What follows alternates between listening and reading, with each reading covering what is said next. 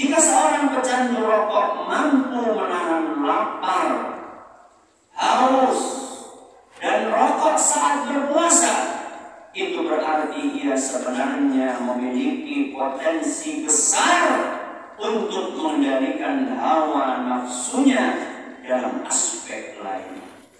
Ramadan menjadi momen yang sangat tepat untuk mengambil langkah lebih jauh, menjadikan kebiasaan tidak merokok saat puasa sebagai awal untuk berhenti secara permanen demi perubahan menuju hidup yang lebih sehat dan berkah.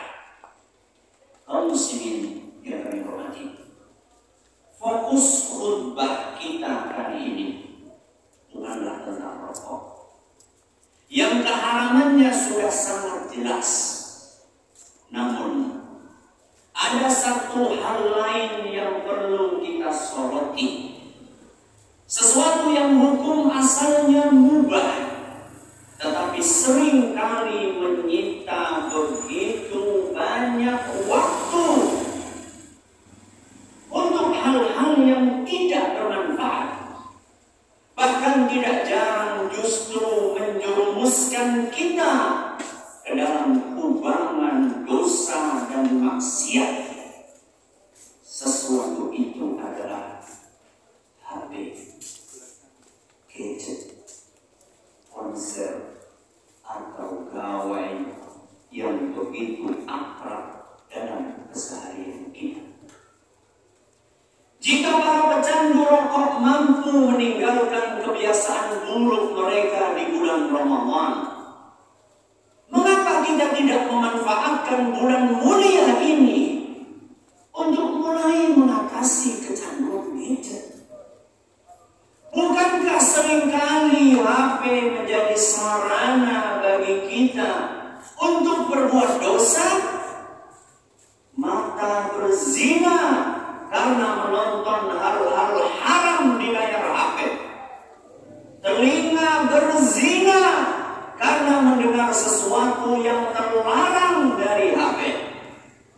Lisan berzina karena mengucapkan kata-kata yang tidak pantas melalui HP.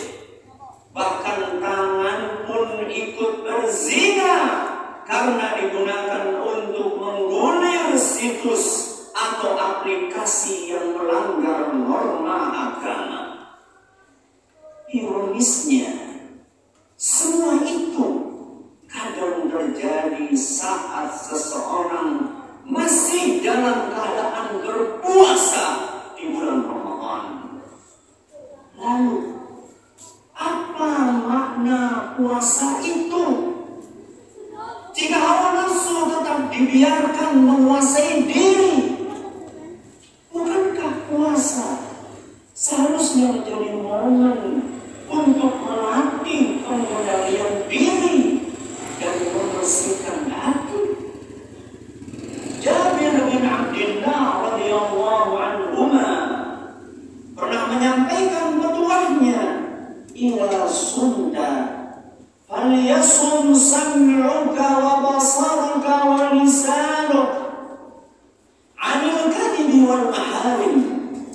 Jika engkau berpuasa, maka hendaklah pendengaranmu ikut berpuasa, penglihatanmu ikut berpuasa, lisanmu ikut berpuasa dari kebohongan dan hal-hal yang diharamkan.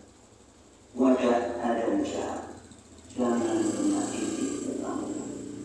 Waliyakun 'alaika waqarun wa sakinatun yawma shaumik. Dan hendaklah ada ketenangan serta keteduhan di dalam dirimu saat engkau berpuasa. Wala taj'al yawma shaumika wa yawma fitrika sawa. Jangan engkau menjadikan hari puasamu dengan hari tidak berpuasamu sama-sama.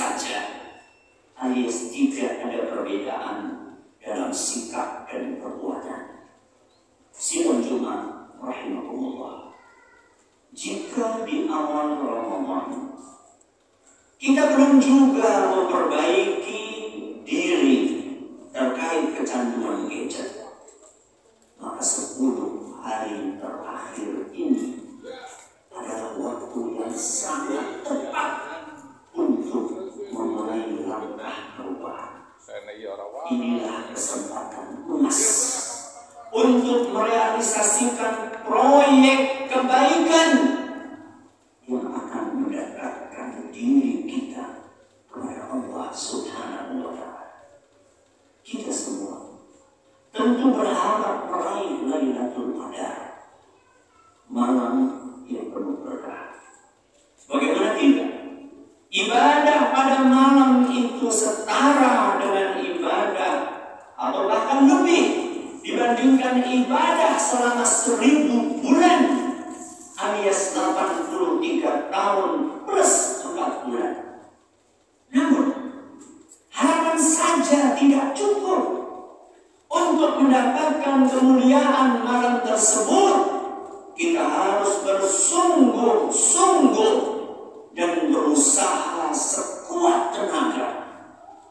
Perlu kita pahami bahwa semangat untuk beribadah di malam-malam Lailatul Qadar tidak datang begitu saja. Bukan pula sesuatu yang bisa diraih secara instan. Semangat itu sangat bergantung pada taufik dari Allah yang akan diberikan kepada hamba-Nya yang bersungguh-sungguh menjauhi dosa dan maksiat, terutama sejak pagi dan siang hari. Imam Sufyan Ats-Tsauri rahimahullah menjelaskan salah satu dampak buruk dosa. Hurimtu qiyamal laili 5 ashhurin bidzanbin adnabtuh. Aku pernah tidak bisa sholat malam 5 bulan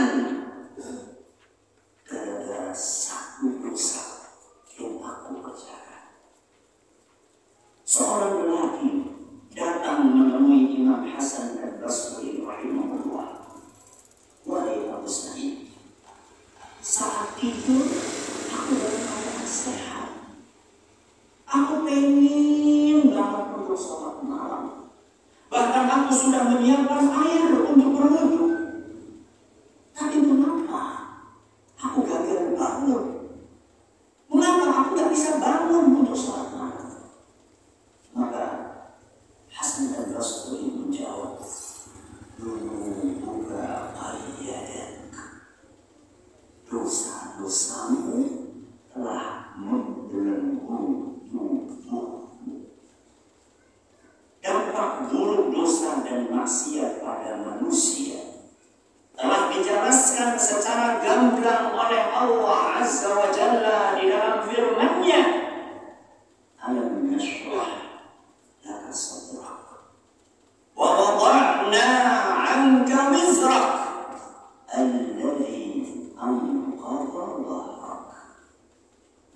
Bukankah kami telah menjadikan dadamu lapang dan kami telah menurunkan beban dosa darimu yang telah memberatkan punggungmu. Al-Quran surat Asy-Syarh ayat 1-3. Ayat ini mengingatkan kita bahwa dosa bukan hanya beban moral, tetapi juga beban spiritual yang memberatkan jiwa dan raga. Dosa membuat seseorang merasa berat dan malas untuk beribadah, seolah-olah dia terbelenggu oleh sesuatu yang tak terlihat. Dampak dosa tidak hanya dirasakan secara batin, tetapi juga secara lahir. Dosa bisa membuat hati menjadi keras dan tertutup, sulit menerima kebenaran, dan jauh dari kebaikan. Bahkan ketenangan jiwa pun sirna digantikan oleh kegelisahan dan keresahan. Oleh karena itu, bagi kita untuk senantiasa bertobat, membersihkan